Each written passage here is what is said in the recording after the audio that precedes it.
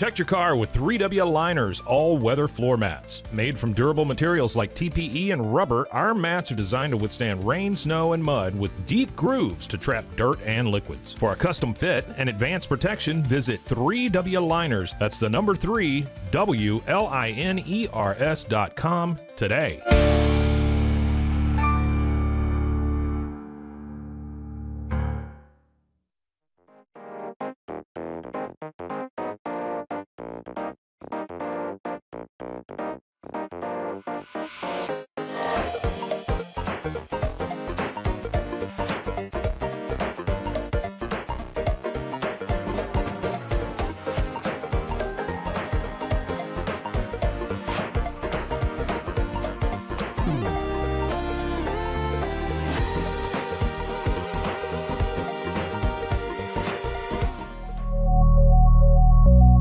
At Acasis, innovation drives us. Since 2008, we've been creating cutting-edge technology products that make your life easier. With a focus on performance, design, and customer service, we're here to help you work smarter, not harder. Join us on our journey to simplify your world. Visit Acasis.com today. That's ACASIS.com today.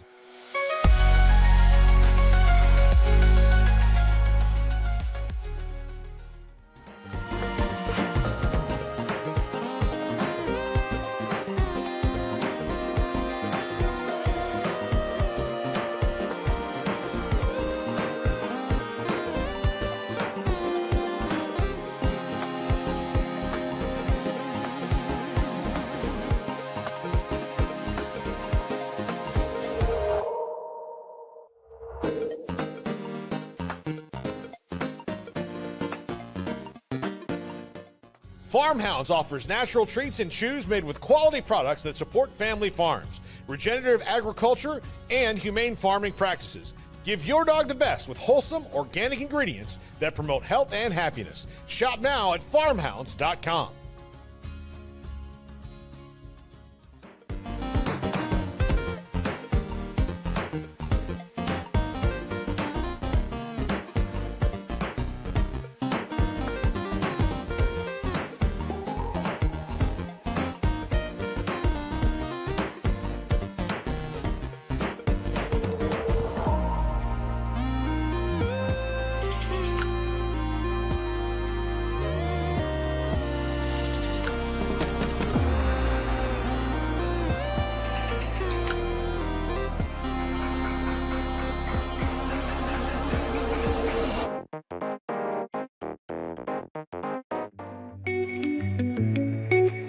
Unlock a world of convenience with Mully Box, your one-stop solution for personalized subscription boxes delivered right to your door.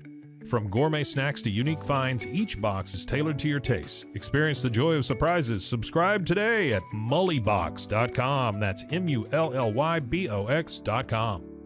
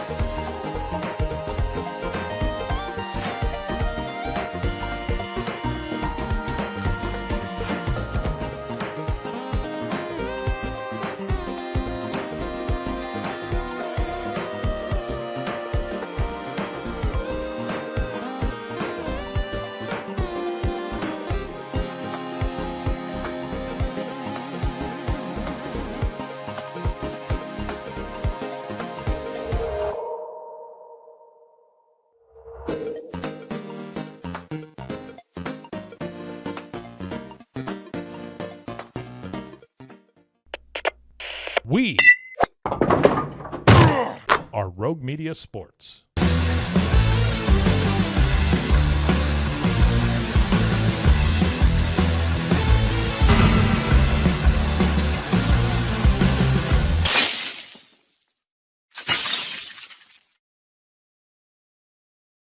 On Rogue Media Sports Network on this opening day.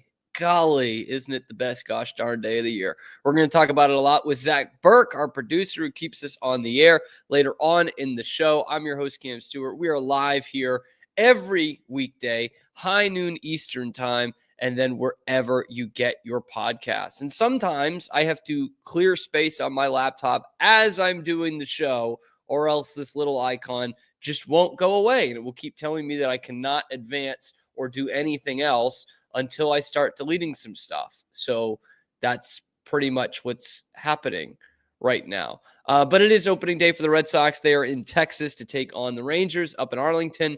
And if I was still in Waco, where Zach is running the show, I'd probably already be on the road to go to this game and have recorded it early. But it's not, and I won't see them out here until July. But this is a season that comes in with a ton of potential for the Red Sox. So we're going to talk about what they should be expecting, where they are with a deal with Garrett Crochet and how important that is. We'll take a look back at some opening day memories.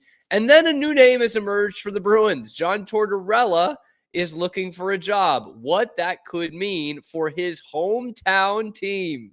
Oh boy, isn't that a match made in heaven? All that and more coming up on this episode of The Cam Show. But of course, starting with the Red Sox. Opening day, hope springs eternal on opening day. This team has as much hype as it's had in 6 or 7 years, really. I mean, the only season they've made the playoffs in the last 5 was 2021, and there wasn't a ton of hype in that one. There was some good feelings about that coming off the shortened 2020 season where they were terrible, but it wasn't hype. This is hype. People are dying for a good Red Sox team here, and they are pumped to be able to talk about this again, right? Like, you know, the Bruins suck.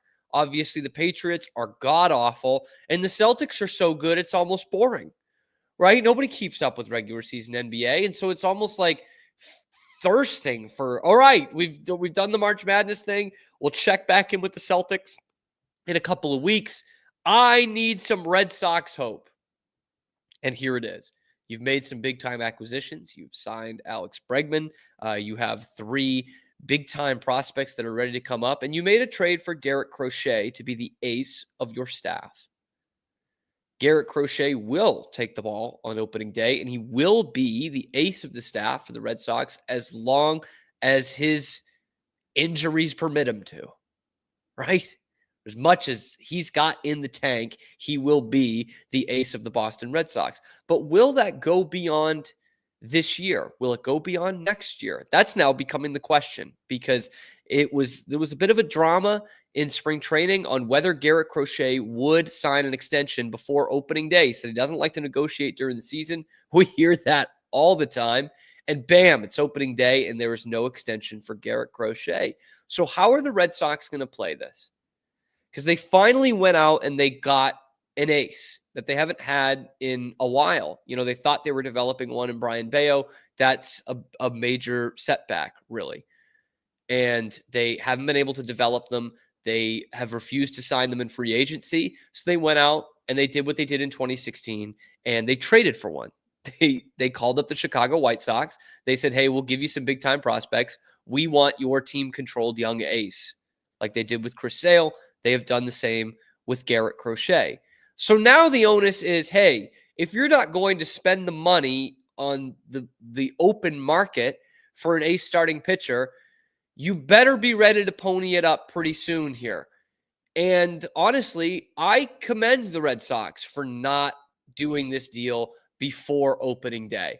Look, I am excited as holy hell about Garrett Crochet. I think we all are. We see the stuff. We see how nasty he can be. We see a lot of Chris Sale in there. The difference is Chris Sale was a pretty established starter by the time he got to Boston. In fact, he was learning how to pitch more so than throwing. Like he was a guy who did not have an injury issue. He did not have a load management issue. And those are two things that you have with Garrett Crochet, right? He's undergone Tommy John, which pretty much everyone does at this point. And he's really not pitched a full season. He pitched 146 innings last year, and that was the first time he went over 100 in his brief major league career. He's 25 years old. Like, I'm okay with the Red Sox saying, you know what, Garrett, we're going to wait it out.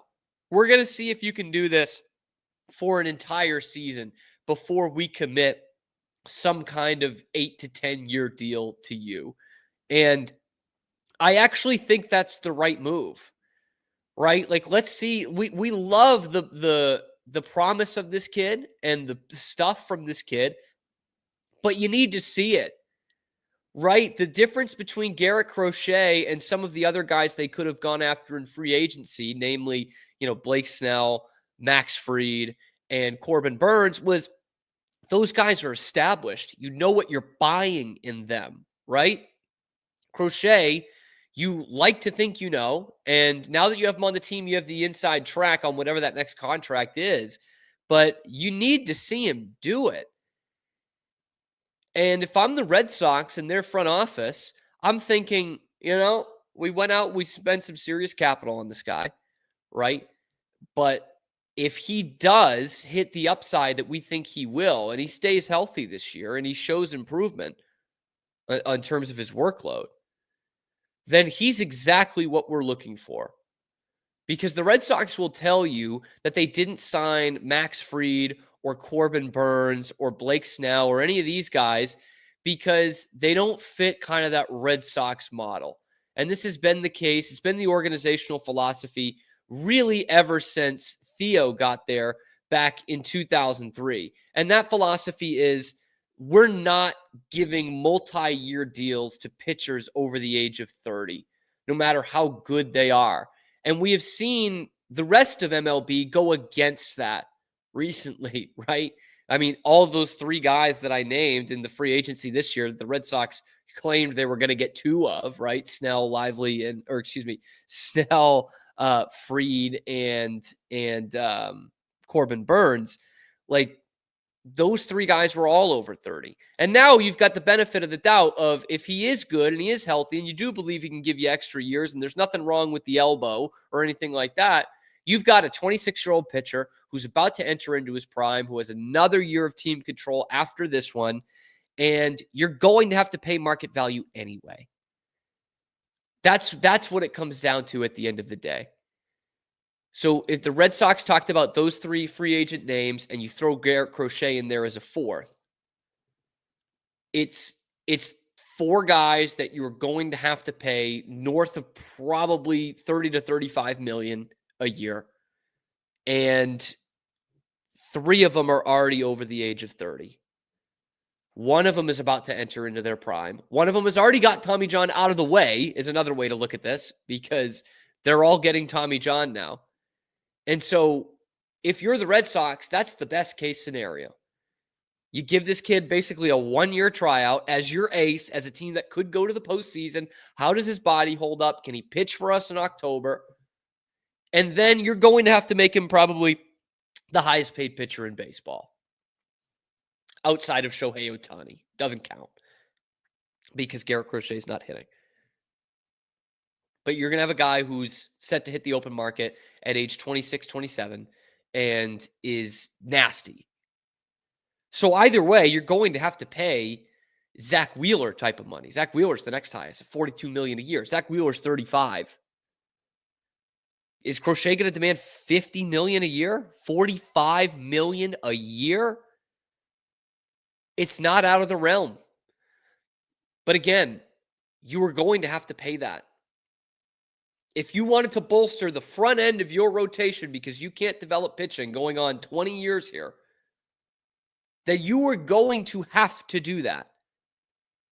I'd rather it be for a 26 or 27-year-old Garrett Crochet than, a 31-year-old Max Fried, who's actually making 27 and a quarter, or a 35-year-old Zach Wheeler, who's making 42. So all to say, there's been a lot of drama made about not extending Garrett Crochet. And hey, you're running into this problem again where, you can't develop pitching and you finally got one and you're not going to extend him. I'm actually okay with the way the Red Sox are playing this. I wish they hadn't lied to us about getting 2 of the 3 big name free agent starters and instead didn't get any of them and traded for a different one. But make the kid prove it. Make him prove it, because that Chris Sale extension after the World Series ends up being one of the worst contracts in Red Sox history, if we're being totally honest. And it's one of the contracts that blocked Mookie Betts from staying. It's not Chris Sale's fault, but in that 2019 offseason, they extended Steve Pearce at short money, the World Series MVP, 2 years, whatever, like $18 million. They extended Nate Eovaldi for 4 years and $17 a year, even though there were serious concerns as to whether he could pitch a full season. He was the one who lived up to the contract. Chris Sale for 5 years did not. Ooh, boy, did he not live up to that. And then the Braves get him on a steal of a trade. And the other guy you re-signed was Xander Bogaerts in the first week of the 2019 regular season. And not saying that was a bad move. He was still a franchise cornerstone guy. But after that next contract, when you're not going to commit to him for 8 years, which again, I was okay with in a vacuum, then it all sucks because you lost out on 12 years of Mookie Betts, a Hall of Fame career of Mookie Betts.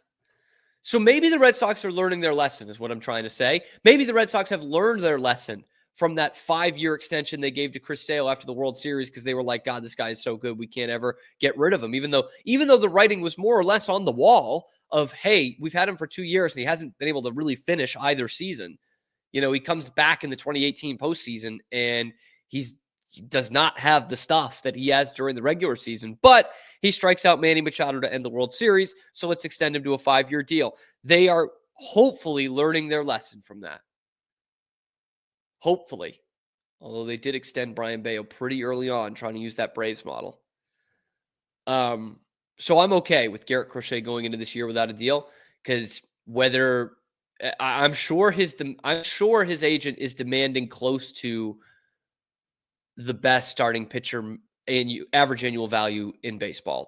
He's not getting $42 million in an extension right now, but I wouldn't be surprised if they're looking at north of $30 million, Garrett Crochet's camp. So I would rather spend $45 million on a guy who can do it than risk $30 million a year for a guy that we don't know. It's not my money, and there's no salary cap. Let me know what you guys think down in the comments below. Is it bad that the Red Sox have not extended Garrett Crochet? Or do you want them to play the waiting game here? Let me know in the comments. Be sure to like the video, subscribe to the channel, check out all our other Red Sox content, including our 4 biggest questions going into the 2025 Red Sox season, because it should be a special one.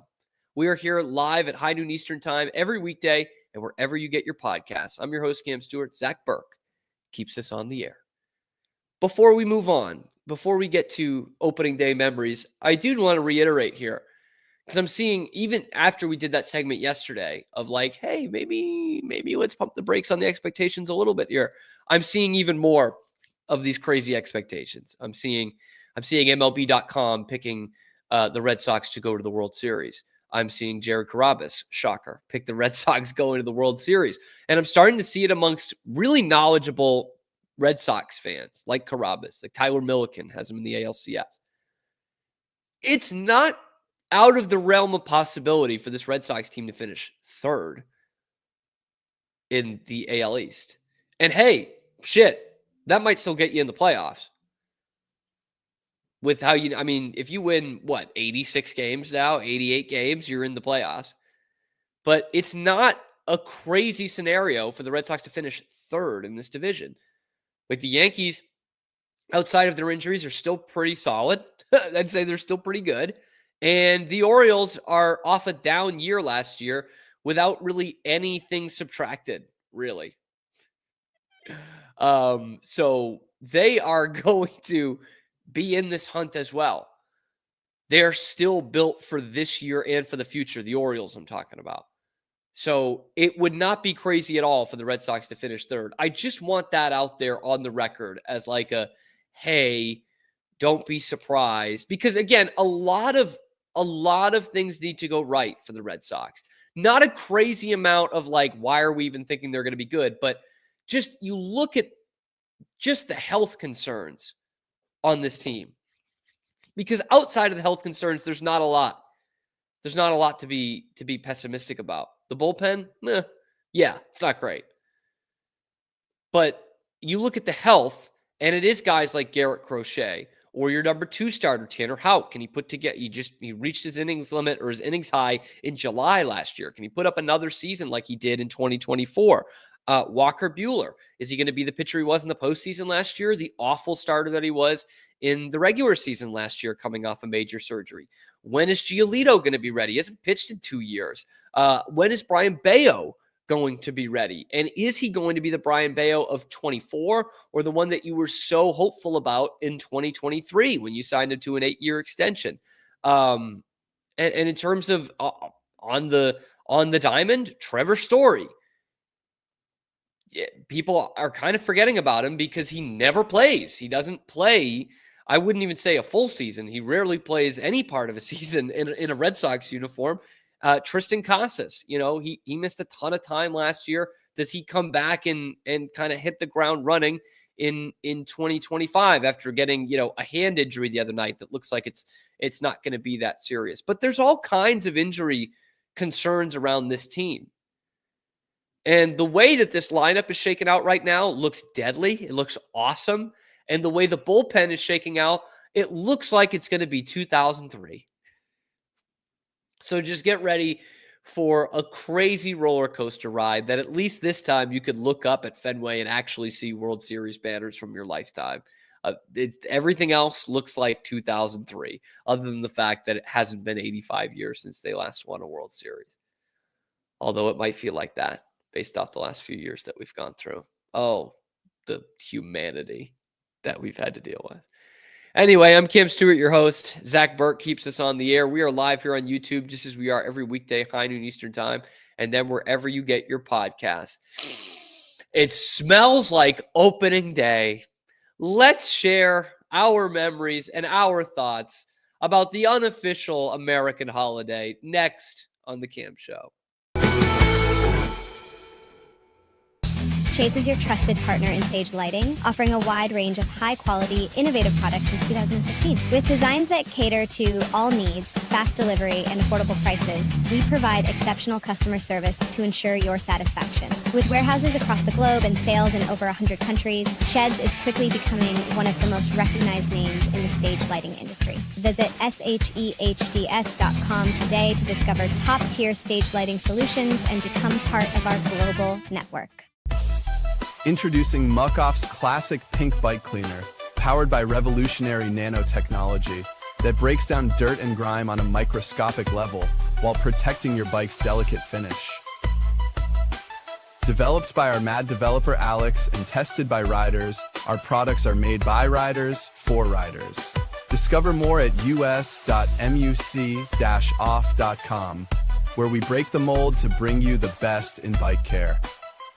At Open Goal USA, we're revolutionizing training for both soccer and lacrosse with our innovative portable rebounders. Perfect for players of all ages and skill levels, our rebounders improve accuracy, control, and technique in both sports. Built with premium materials for durability and ease of use, they're ideal for training anywhere, anytime. Whether you're perfecting your soccer game or sharpening your lacrosse skills, Open Goal USA has you covered. Visit OpenGoalUSA.com and elevate your training today. Chapellex is a full-category shapewear brand dedicated to providing women with exceptional comfort and support. We offer thoughtfully designed solutions that blend style with functionality, empowering women to feel confident and at ease every day.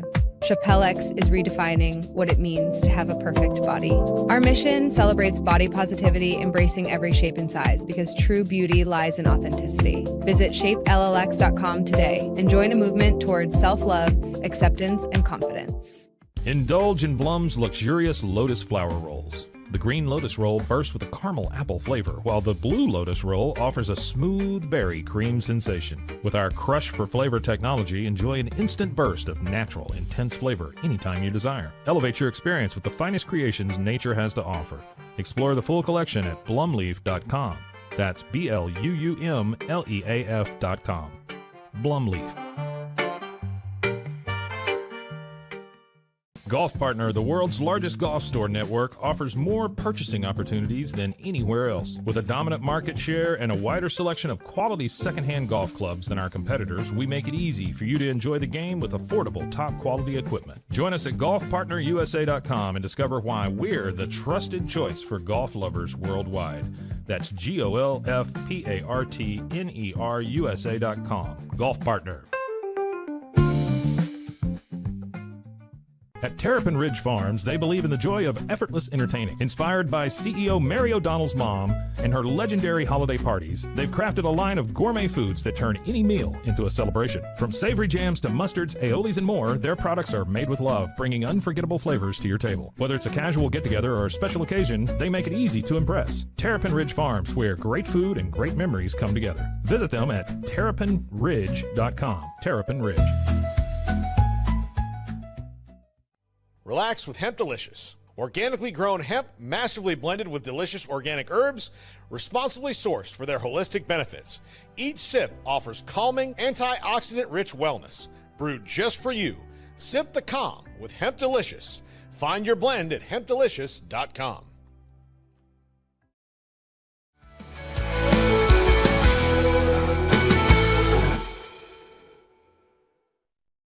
Back on the Cam Show, Rogue Media Sports Network, live on YouTube, just like we are every weekday, wherever you get your podcasts. Zach, it's a big, big day. Zach Burke joins us. I'm Cam Stewart, your host. Huge day, Zach.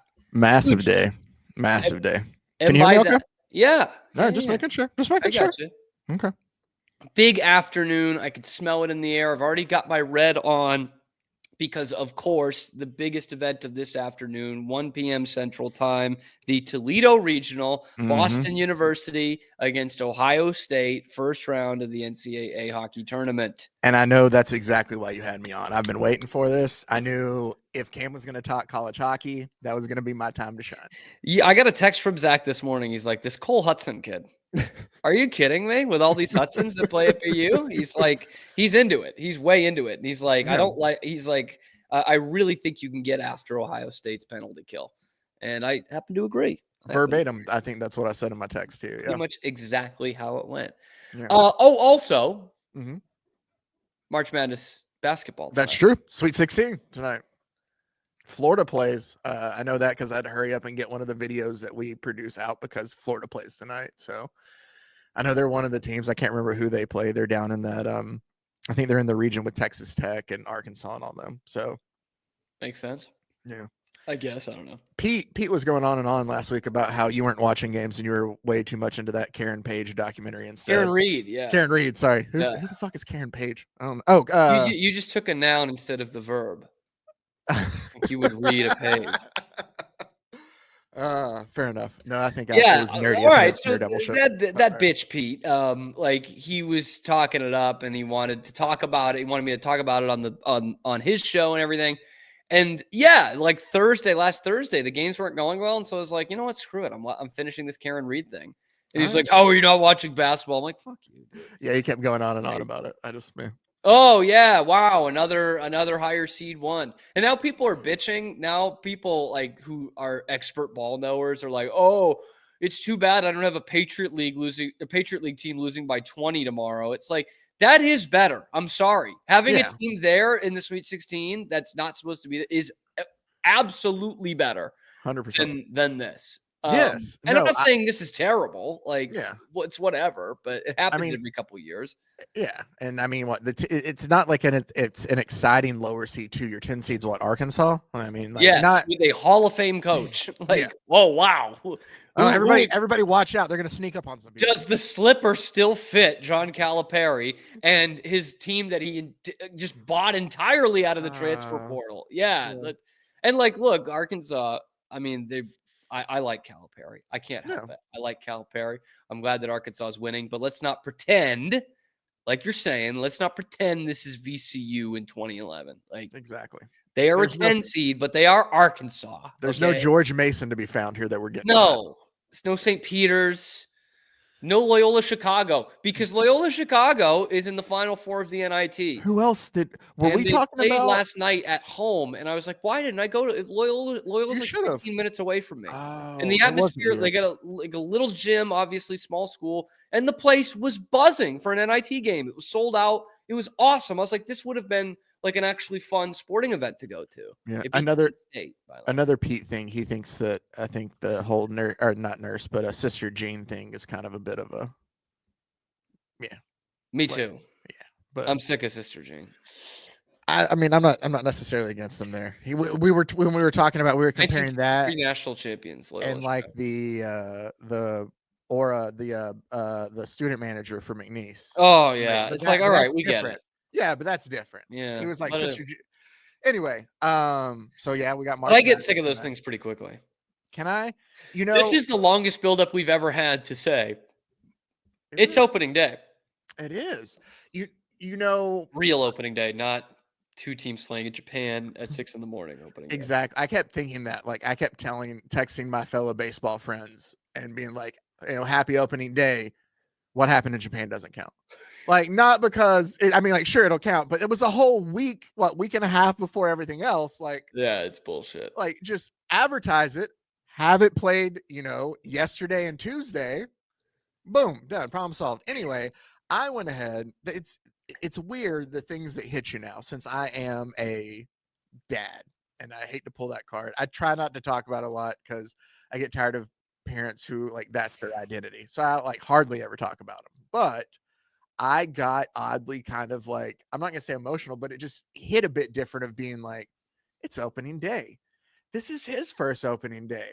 Like this is going to be something that in the future we're going to, go to the ballpark together. We're going to watch games together. We're going to this is something big. This is good. Yeah, baby. Yeah. Felt like it felt right. It's a new era. Exactly. No, Clean slate. There we go. Yeah, there you go.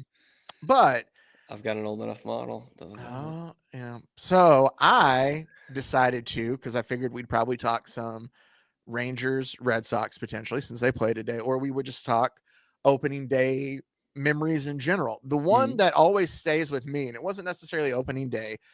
I found a clip. I know this is your show. I'm sorry. I don't want to bring it, dude. You're part of the show, man. It's a former Red Sox. It is. You saw what World it is. Series winner. So I looked up. Well, it's kind of funny because I didn't remember this part of it until afterwards. But I wanted to find some why do people think the best Rangers opening day moment is, and I'll save it for there. It's one of the top 5. The other ones were older. There were 2 from the 70s, which I'm sorry, not knocking other Rangers fans. I can't connect to that. I never watched Buddy Bell play. That era shouldn't even exist, if we're being honest. It's weird.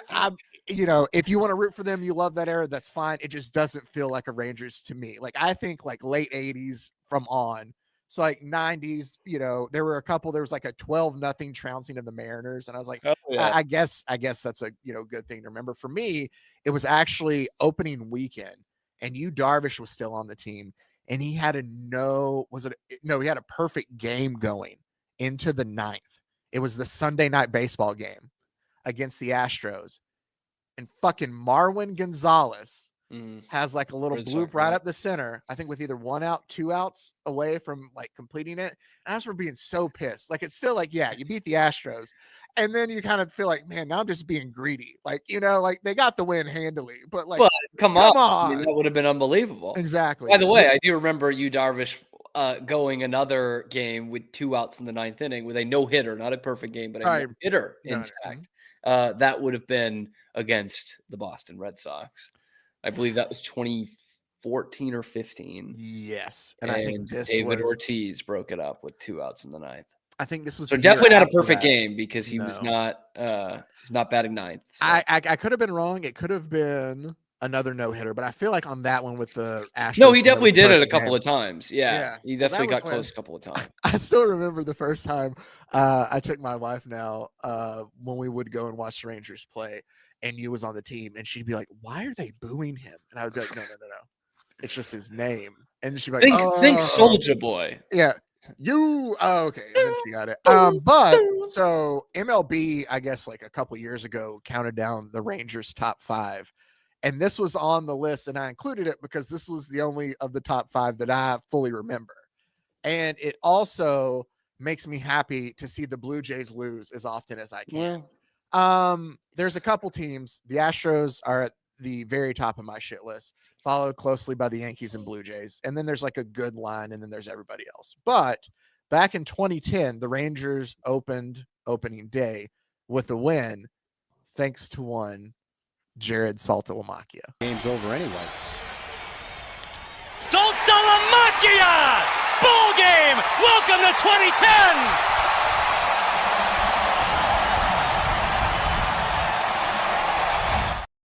It was a good year. It was 2010. Nolan sitting there hugging everybody. Yeah, great call. That's the no, I'm trying to think. The Giant. Yeah, no, that would be the Giants World Series then. Yep. So, and then you get to see Salty like hoisted by his teammates there. Of man, we're getting the season started off right.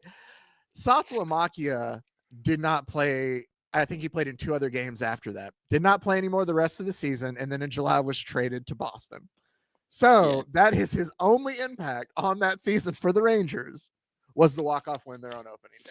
And it was a shared player. So I thought I'd throw that in there. Love that, dude. Yeah, that's the thing. I don't have like a great, like, I was thinking about that this morning. Like, I don't know that there's like any great moment that I remember from like my childhood of a Red Sox opening day. It was always fun to have, but they didn't have, I don't remember a walk-off. I remember like one year, I think they hit 2 grand slams in the same game or something like that. But nothing like that. That's why I kind of wanted to talk about this, because I was like, why don't I have 4 World Series that I can remember, 4 World Series championships that I can remember, which is pretty good. I like I mean, having, you know, the last day of the season memories too.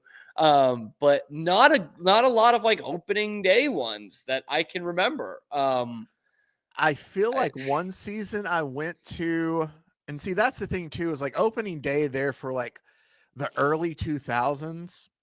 It was rough. I say that because I always have loved baseball, and like baseball season coming around, I'd get excited, but it's a different level of excitement now. I think I have a connection to just like the game of baseball, of where even if the Rangers are shitty, like I still just love baseball as a whole. So I can appreciate, you know, you're getting older, man. You appreciate Exactly. Back when I was younger, it was like, the Rangers are terrible. I don't care about anything else to do with it. And so those early 2000s teams where they'd finish, you know, 4th or dead last in the West, and A-Rod would win MVP. Like, you know, that's not necessarily getting me super excited. The memories as a middle school, high schooler. So I do remember going to one. It had to be like an April game. The Rays. By the way, have you ever been to an opening day? That's what I'm trying. Like, I can't. Okay. I know this was April. I don't know if it was. I think it was the Rangers home opener. Gotcha. But I'll count that. Yeah. So that's the closest I have, and I don't remember what year. I could be off. I remember it was early in the season, like really early, and we got to go and we sat on behind third base, which is where the visitors dugout is, even at the ballpark in Arlington, and it was against the Rays, and it was still the Devil Rays, because it was still the old.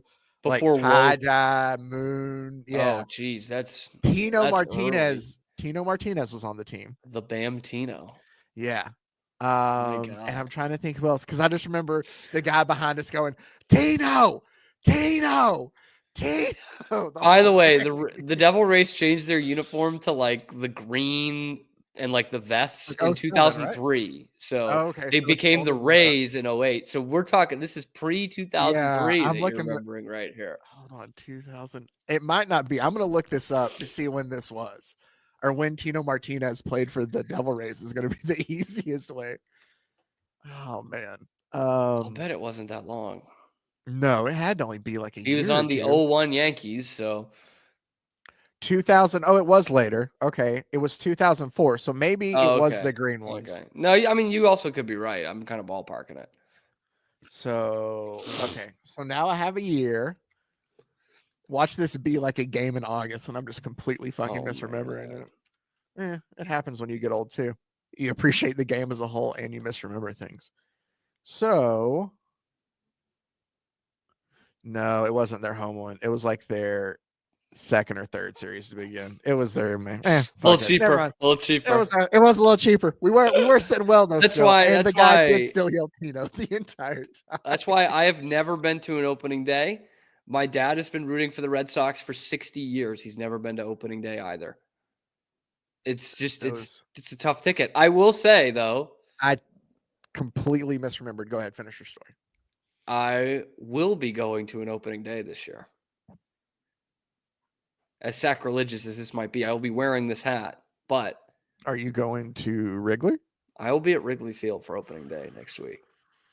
That'll be awesome. Who are they playing? San Diego next Friday. Nice. 120. Nice. Classic 120 Friday on Waveland and Addison. Cannot wait. I've been to the ballpark for the hockey game, but I purposely did not look around. I was like, I want baseball to break my cherry for Wrigley Field. So I will be there on opening day. I said, screw it. I'm only going to be here for half of one season. And you have the chance to do opening day at Wrigley. Let's do it. I spent some money I didn't really have, but we're going to go. As in me, a single ticket by myself. Nice. How do you like that? I'm like really excited about it, man. Like this is what happens when you watch Ken Burns' baseball all off season long. You have been over, like, man. I'm just like, I'm back. I'm back to that. I'm most excited about baseball in like January and right after Christmas, because that's when they show it on MLB Network. They do the Christmas marathon of, so I just get so into baseball usually until the baseball starts getting played, because then you have hockey playoffs and the Celtics win the championship, and like, you know, it fades away for a little bit. And then a month after the Celtics win the championship, the Patriots open training camp. So I'm seeing this year how many games I can actually tune into for the Red Sox. I ballpark it that I still watch about 130. Like at least 3 innings, I'll say. So an hour of probably 130 games. So I was trying to figure out, because the Rangers switched broadcast this year and they're now under that Victory Plus and the Rangers Sports Network and all that. And all you have is the only option to watch on that is just I think they're also on cable and stuff too, but it's like you pay for the whole season. There's not like a monthly option or anything. It's just like you buy the season pass or that's it. There was a time when I feel like things were more readily available where, I'd be in that same thing. Even if it wasn't like I'd sit down and like study and watch it the whole time, like it was on and I'd pay attention and I'd listen the whole time. Or I was a big guy and I kind of got out of it and I find myself getting back into it here lately. I'm a big radio guy, so I will turn on the radio broadcast the radio as well and listen while I do. Like I loved listening to Eric Nadell call a game while I would, do stuff around the house. Like for me, it was so enjoyable that way. So where I'm at now, 130 hours, man. 100, at least. Okay, I mean that's impressive. And I will say that's probably on the high end, like give or take 5 or 10, right? Yeah. And that's just me checking in. That's not watching the whole game. Yeah. Like I said, 2 to 3 innings. That's how, and like, especially like in the central time zone now, which is great. I love the central time zone, but like 6 o'clock is a lot different from 7 in terms of like, oh, I'm still doing work. I'm finishing stuff up, working out or taking the dog out or something. But yeah, I would say about 130. Wow. I really want to up mine this year. I don't know where I was at last year. The World Series year was different. Like, I mean, I watched so much. Rangers going to be good again this year. We got to wrap this up. Everybody thinks they are. Sorry, I'm dragging it out. Trust me, Zach. Everybody. I heard somebody say that they thought they were going to win the West, which I don't know why. It seems like after year they had last year, it seems like a little bit of a reach. But I know a lot of that was injury based. So I think nobody. I was gonna say nobody's game went to hell. They didn't lose a bunch of guys. I mean, you're essentially losing. You lost Scherzer, Chapman, right? And and essentially DeGrom. Like you know you're not going to get what you were hoping to get out of DeGrom. You're taking a flyer at $37 million a year for DeGrom. But other than that, like, you've still got the offense. Like, some of these guys were injured, and some of them just had really bad years. Like, Jonah Heim just had a down year. Like, he's a better hitter than that. Young was out for a ton of the season. Evan Carter starting the year in AAA is not but Kevin Pillar totally optimistic. On the opening day roster. The Rangers and Houston's vulnerable, as vulnerable as they've been in 10 years. So they lost to the Sugarland Space Cowboys. I saw. So nice one for the Space Cowboys out there. R.I.P. Skeeters, man. No. Remember when Tracy McGrady pitched for them? I do. Yeah. The two Sugarland Skeeters I remember are Tracy McGrady and Roger Clemens. So nice. The last thing to tie this all together, and with opening day today, I did go to an opening series. I went on a Sunday. The Rangers opened back in 2011. Okay. You still got the luster. Okay. 30% of the ballpark's full. Yeah. No, it was packed still because they had won the first 2 games and they were going for the opening weekend sweep. I remember it had the opening day, painted on the field. They ended up winning and getting the sweep 5-1. Matt Harrison got the win. We saw home runs on that day from Nelson Cruz, Mike Napoli, Ian Kinsler, David Murphy. What year was that? Wait, what year was this? 2011. You want to guess who the losing pitcher was? I thought you said it was like 2004. Okay, 2011. No. This is the one that I know for sure. I was there on opening weekend. Who did they play? Your Boston Red Sox. Oh, I was thinking that because I think they started 0-3 and 2-10. The losing pitcher for the Red Sox that day in 2011. I would say honestly, he was always one of my favorite Red Sox pitchers. I don't think of him for anybody else. I don't know if he played for anybody else. Oh yeah, he played.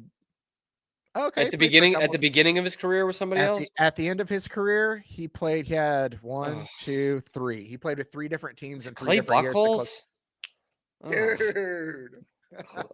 Clay Buchholz, man, that guy still gets on my nerves. He just never quite panned out. Yeah, I'll bet. Would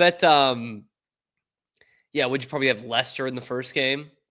Yeah, Lackey in this, although Lackey might have been hurt still at the beginning. But we went with the radio station. Paul and I went and we sat in the Connie Mack suite on opening day weekend because he's a Red Sox fan too. Yep. And I got to watch the Rangers win. He was not too happy, but it was nice for an open day weekend for me. So they started real quick. That team started 2-10 and then went on. And then at one point they were 81-43. Like they were on an unbelievable pace and then had one of the most epic collapses in baseball history. All they needed to do was go 8-19 in September, and they would have made the playoffs. Instead, they went 7-20, and they missed it. I remember that. Thank you, Zach. Opening day. I can smell it already, baby. And we're hoping to just make it to Bruins opening day next year and kind of punt the rest of the season.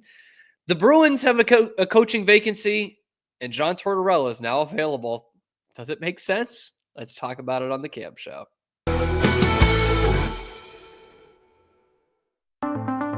Transform your workspace with Hanomi Ergonomics. From adjustable chairs to standing desks, we provide solutions for comfort and productivity, whether at home or in the office. Improve your posture, reduce strain, and work smarter. Visit us at hanomi.co today. That's HINOMI.co today.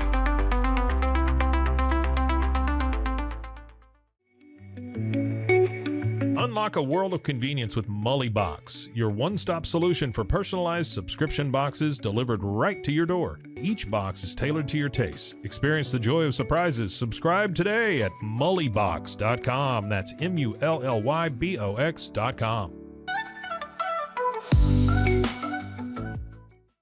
Unlock your full potential with Onnit, your go-to for premium supplements, fitness gear, and wellness essentials. Whether you're training hard, recovering faster, or just looking to feel your best, Onnit has the tools you need to perform at your peak. Visit Onnit, that's ONNIT.com, and elevate your mind, body, and spirit today.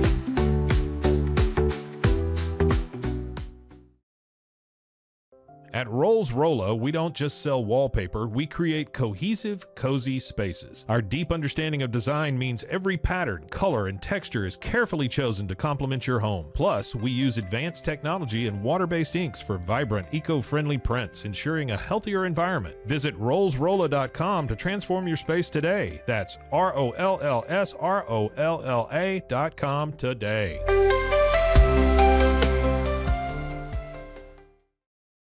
Relax with Hemp Delicious. Organically grown hemp, massively blended with delicious organic herbs, responsibly sourced for their holistic benefits.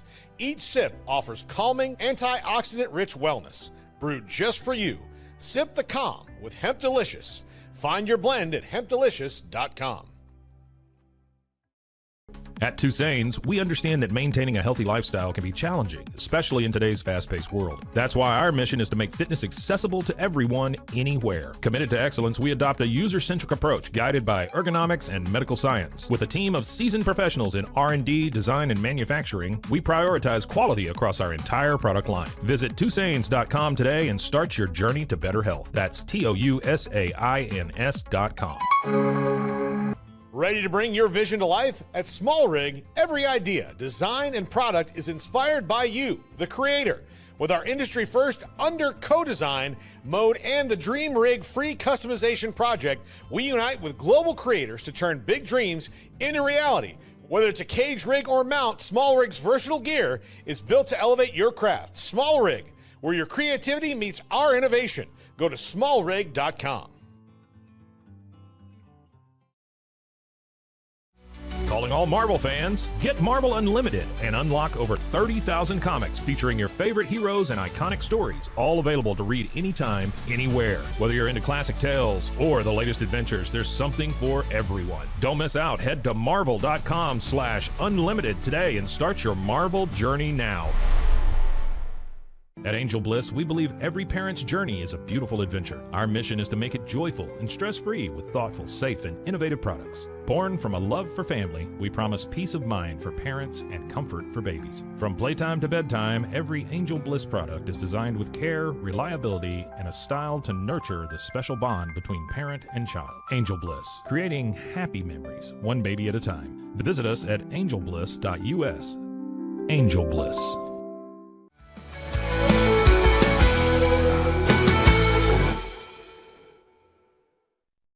Angel Bliss.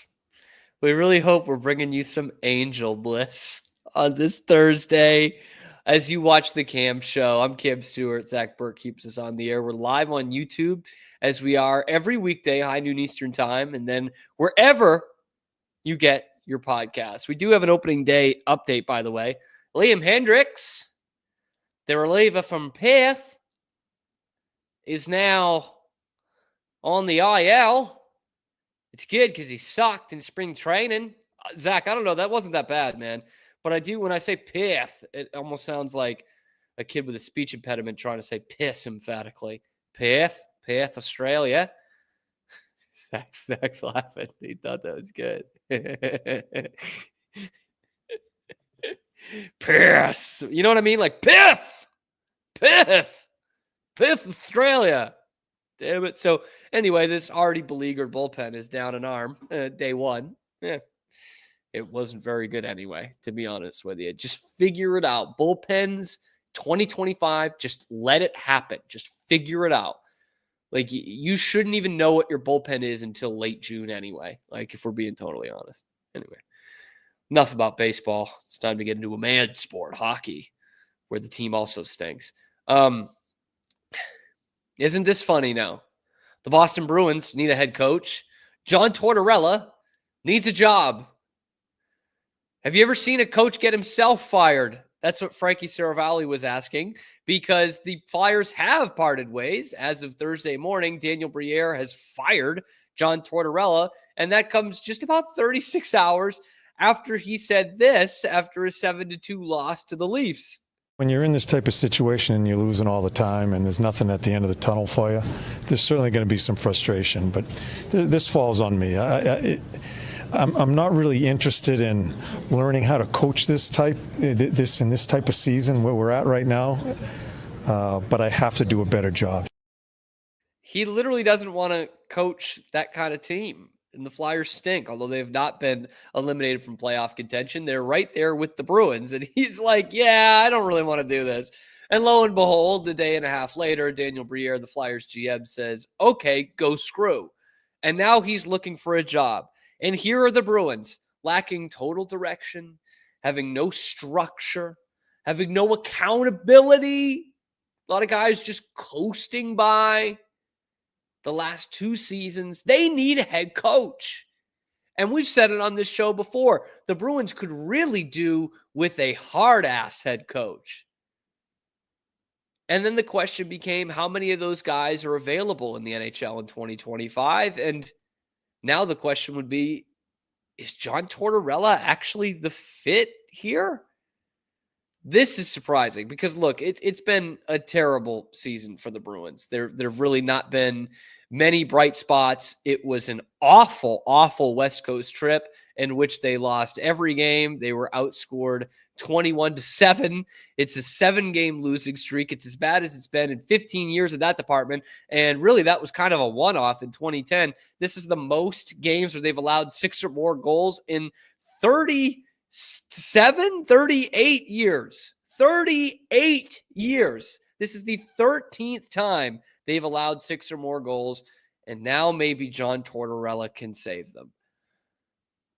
But I don't know. Man. Tortorella, like, in theory, that is exactly the kind of guy the Bruins would want in there. He's a guy who's been successful in the past. Really, almost everywhere he's been outside of Philadelphia, he's been successful. And he brings a real hard-ass mentality. He brings a elite defensive structure from, again, everywhere but Philadelphia. He's had that. And he holds guys accountable in that locker room. But then again, we keep comparing this season to a season like 99-2000, where the Bruins were in a similar situation, right? They had kind of the old guard. That was the year they traded Ray Bourque in the middle of the season. And they had veteran guys there like Byron Defoe or Don Sweeney, guys like that. But they also had this young core they were trying to kind of put together, right? Thornton and Samsonov and Kyle McLaren and these kinds of guys. And at the time, they thought they were doing a service by bringing in Iron Mike Keenan.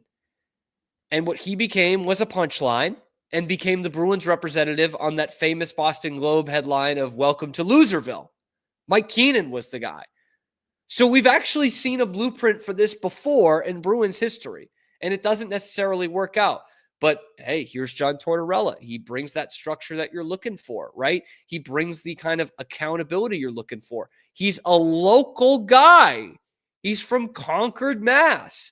You love having kind of that insular Massachusetts guy. And so here's Don Sweeney trying to figure out, he's like, look, do I go with the local guy because he could bring the structure and be a hit with the Bruins fans? Or do I risk not being the loudest voice in the room? He's literally the Larry David meme trying to figure out what is the best thing to do with this John Tortorella situation. Not to be kind of a soft core here, but in 2025, I don't know how much the John Tortorella thing works. In theory, yeah, that is what you kind of want for this team, the way you've watched them coast this year.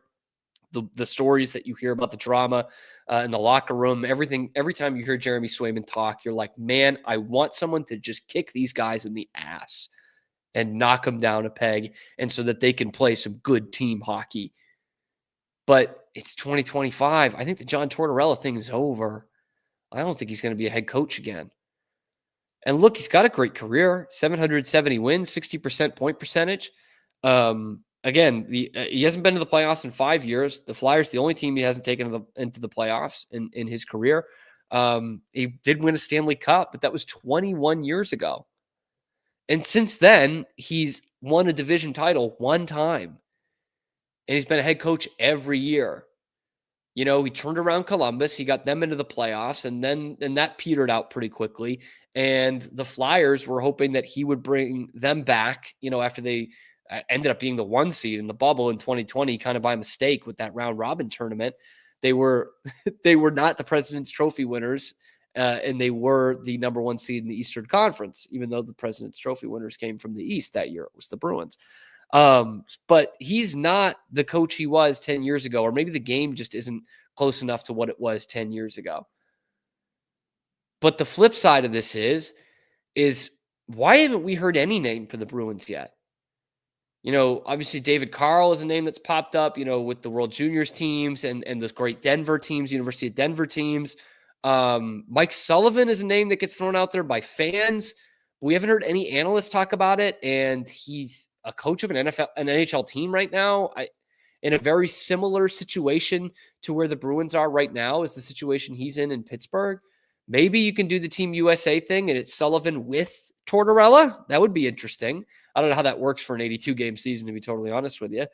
And maybe there's the family connection because the next captain of the Bruins might well be Mike Sullivan's brother or, son-in-law. Charlie McAvoy is married to Mike Sullivan's daughter. So maybe there's some connection there. But honestly, I don't think that would be a great thing for a locker room. So we still haven't heard any names, and it's not going to be Joe Sacco. So maybe Tortorella has just as good a shot as anybody.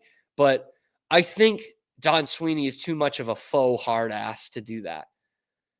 You see the way he talks to the media and the kind of bravado that Cam Neely has as to, I don't think they're bringing in a big head coach to this team. I sincerely doubt it. If it's what the Bruins need, that's a different argument. But I don't think they're willing to have a guy like John Tortorella who's not going to just bend over and take their shit. Because Bruce Cassidy, they couldn't even handle that kind of disciplinarian. Like Jake DeBrusk's like, get him out of here. He's mean to me. And the Bruins front office is like, yes, whatever you say, Jake. We're not going to re-sign you, but whatever you say, we'll get rid of the big bad boogeyman, head coach. That wouldn't last a day with John Tortorella.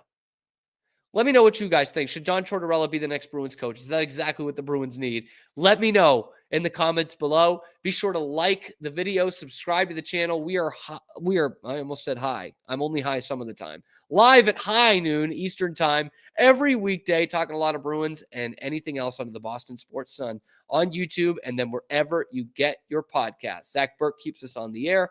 I'm Cam Stewart. Thank you for making it a part of your day today, and we will see you tomorrow on a little ditty that we like to call The Cam Show.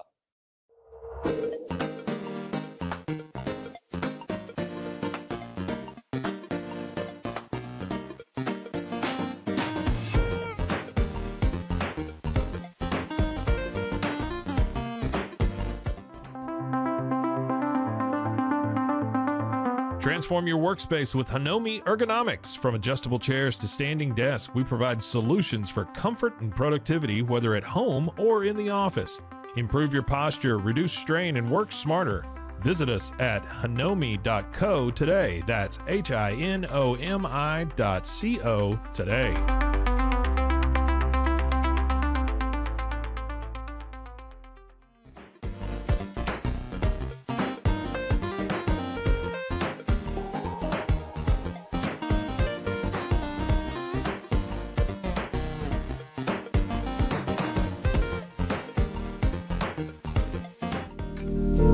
Experience the future of secure private cloud storage with Internix. Protect your files with end-to-end encryption, ensuring your data stays private and accessible only to you.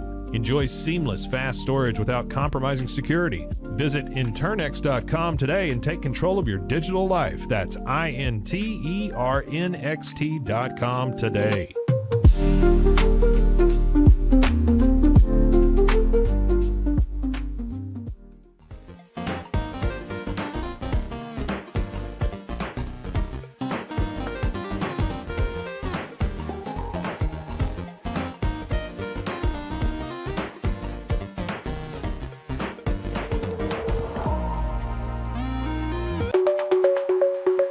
Protect your online privacy with NordVPN. Browse securely, access content from anywhere, and keep your data safe with military-grade encryption. Whether at home or on the go, NordVPN ensures your digital freedom. Stay secure. Download NordVPN today at nordvpn.com. That's NORDVPN.com.